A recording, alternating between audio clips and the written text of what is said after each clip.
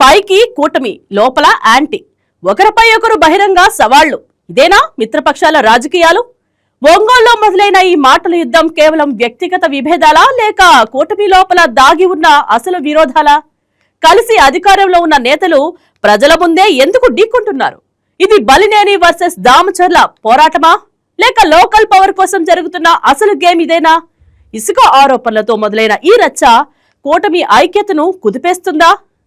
అవినీతి ఆరోపణలతో నిజాలు బయటపడుతున్నాయా, లేక రాజకీయ ప్రెజర్ టెక్నిక్ మాత్రమేనా? ఒకే ప్రభుత్వంలో ఉన్న పరస్పరం సవాళ్లు దేనికి సంకేతం? ఒంగోలు నుంచి మొదలైన ఈ రాజకీయ అగ్గి రాష్ట్రానికి అంటుకుంటుందా? కూటమి నాయకత్వం ఈ ఫైర్ ను ఆర్పగలదా, లేక ఇది ఇంకా పెద్ద రాజకీయ తుఫాన్కు ట్రైలరేనా? Watch the story. ప్రకాశం జిల్లా రాజకీయాలు మరోసారి భగ్గుమన్నాయి. కూటమి ప్రభుత్వంలో ఉన్న భాగస్వాములైన పార్టీలే ఇప్పుడు ఒకరిపై ఒకరు బాణాలు ఎక్కుపెట్టుతుండడం ఒంగోలు రాజకీయాల్లో తీవ్ర చర్చనీయాంశంగా మారింది. ఆంధ్రప్రదేశ్ లో అధికార కూటమిగా ఉన్న టీడీపీ, జనసేన పార్టీ మధ్య విభేదాలు బహిర్గతం కావటం, ముఖ్యంగా ఒంగోలు కేంద్రంగా ఆరోపణలు ప్రత్యారోపణలు వెలువెత్తడం రాజకీయ వేడిని పెంచుతోంది. ఒకే కూటమిలో ఉన్న నేతలు ప్రజల ముందే పరస్పరం సవాళ్లు విసురుకోవటం, ఎవరి హయాంలో అవినీతి జరిగిందో తేల్చుకుందామంటూ బహిరంగంగా మాటల యుద్ధానికి దిగటం పరిస్థితి తీవ్రతను తెలియజేస్తోంది.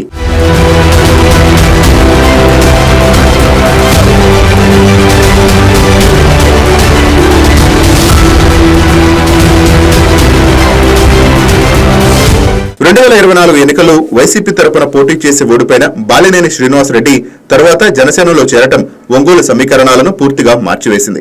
మరోవైపు అదే ఎన్నికల్లో టీడీపీ అభ్యర్థిగా గెలిచిన దామచర్ల జనార్దన్ రావు ఇప్పుడు అధికార ఎమ్మెల్యేగా నియోజకవర్గాన్ని నడిపిస్తున్నారు. ఇంతవరకు రాజకీయ ప్రత్యర్థులుగా ఉన్న ఈ ఇద్దరు కూటమి రాజకీయాల నేపథ్యంలో పరోక్షంగా ఒకే శిబిరంలోకి వచ్చినప్పటికీ వీళ్ళిద్దరి శత్రుత్వం మాత్రం చల్లారలేదు.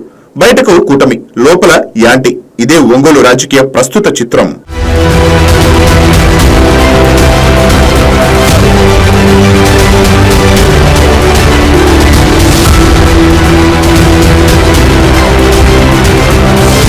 బాలినేని జనసేనలో చేరినప్పుడు పార్టీ అధినేత పవన్ కళ్యాణ్ స్వయంగా ఆహ్వానించడం కూటమి విస్తరణలో కీలక అడుగు భావించబడింది. అయితే పార్టీలో చేరిన ఆయనకు స్పష్టమైన పదవి లేకపోవటం అసంతృప్తికి దారితీసిందనే వాదనలు వినిపిస్తున్నాయి.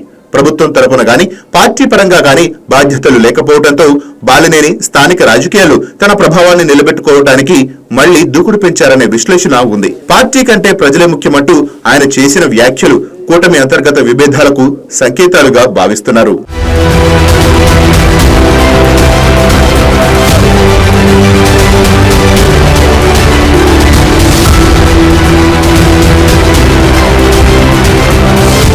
ఇటీవల ఇసుక విధానం అంశం మళ్లీ వివాదానికి కేంద్ర బిందువైంది. ఉచిత ఇసుకను ప్రజలకు వరంగా ఇచ్చామని, కానీ స్థానిక ఎమ్మెల్యేలు దానిని మాఫియాగా మార్చారంటూ బాలినేని చేసిన ఆరోపణలు టీడీపీ వర్గాల్లో ఆగ్రహాన్ని రేపాయి.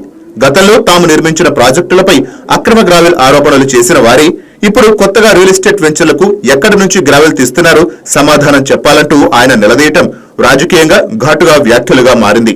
ఈ వ్యాఖ్యలతో ఒంగోలు రాజకీయాల్లో ఇసుక దుమారం మళ్లీ ఎగసిపడుతోంది.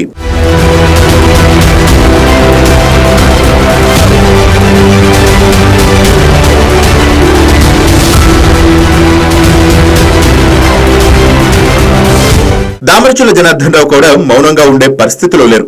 గత ప్రభుత్వ కాలంలో జరిగిన అవినీతి అక్రమాలపై విచారణ జరపాలని ఆయన తరచూ డిమాండ్ చేస్తున్నారు. బాలినేని జనసేనలో చేరటం వల్ల ఒక రకంగా రాజకీయ రక్షణ లభించిందనే వ్యాఖ్యలు టీడీపీ వర్గాల నుండి వస్తున్నాయి. కూటమిలో ఉన్నప్పటికీ చట్టపరమైన విచారణలకు ఆగకూడదనే దృక్పథాన్ని దామచర్ల వర్గం వ్యక్తం చేస్తోంది.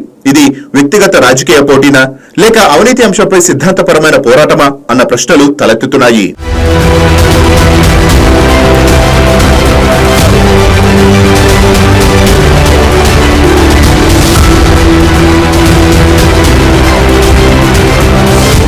ఇక్కడ ఇంకొక కోణం కూడా ఉంది. స్థానిక స్థాయిలో అధికారం, కాంట్రాక్టులు, ఇసుక గ్రావెల్స్ వ్యాపారం, రియల్ ఎస్టేట్ ఇవన్నీ రాజకీయ ప్రభావాన్ని నిర్ణయించే అంశాలు. ఒంగోలు వంటి వేగంగా అభివృద్ధి చెందుతున్న పట్టణంలో భూ వ్యాపారం కీలక పాత్ర పోషిస్తోంది. ఈ నేపథ్యంలో ఇసుక, గ్రావెల్ ఆరోపణలు కేవలం రాజకీయ విమర్శలకే కాక ఆర్థిక ప్రయోజనాల పోరాటం కూడా కనిపిస్తున్నాయి. కూటమి రాజకీయాలు ఉన్నప్పటికీ కింది స్థాయి శక్తి సమీకరణాలు వేరే దిశలో కదులుతున్నాయనే సంకేతాలు స్పష్టంగా కనిపిస్తున్నాయి.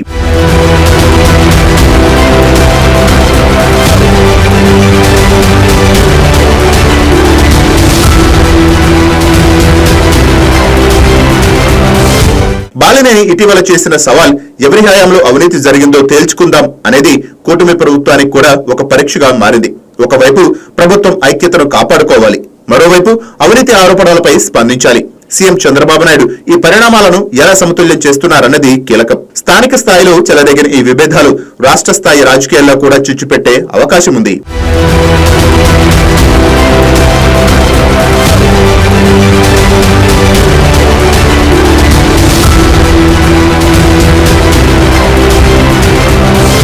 కూటమి రాజకీయాలు సహజంగా తలెత్తే అంతర్గత పోటీని సమన్వయం చేయటం నాయకత్వానికి సవాల్. కానీ ఈ పోటీ బహిరంగ ఆరోపణల దాకా వెళితే అది ప్రతిపక్ష ఆయుధంగా మారుతుంది.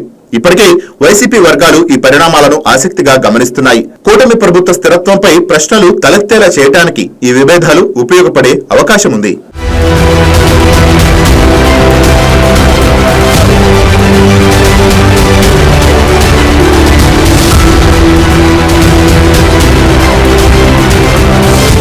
ఒంగోలు రాజకీయాల్లో ప్రస్తుతం 3 అంశాలు స్పష్టంగా కనిపిస్తున్నాయి. మొదటిది వ్యక్తిగత రాజకీయ శత్రుత్వం ఇంకా ముగియలేదు. రెండోది కూటమి రాజకీయాలు స్థానిక స్థాయిలో సమన్వయ లోపంతో ముందుకు వెళుతున్నాయి. మూడవది ఇసుక, గ్రావెల్, రియల్ ఎస్టేట్ అంశాలు భవిష్యత్తులో మరిన్ని వివాదాలకు దారితీసే సూచనలు ఉన్నాయి.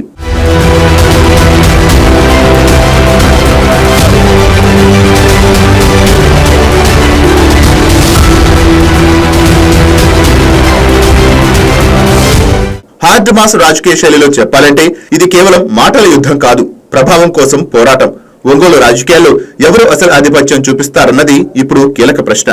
కూటమి ప్రభుత్వంలో ఉన్నప్పటికీ స్థానికంగా ఎవరు బలం చూపిస్తారో ఆ దిశగా సమీకరణాలు మారవచ్చు.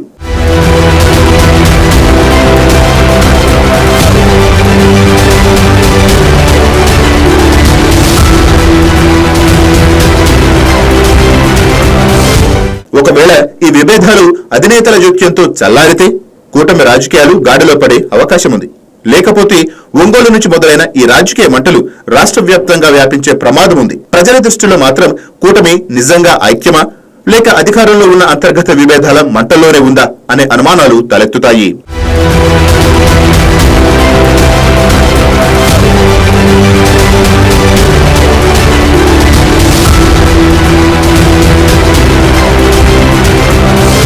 ప్రకాశం జిల్లా రాజకీయాల్లో మొదలైన ఈ హీట్ వార్ ఇప్పుడు ఎటు మలుపు తిరుగుతుందో చూడాలి. ఒక విషయం మాత్రం స్పష్టం, ఒంగోలు రాజకీయాల్లో తుఫాను ఇంకా ఆగలేదు.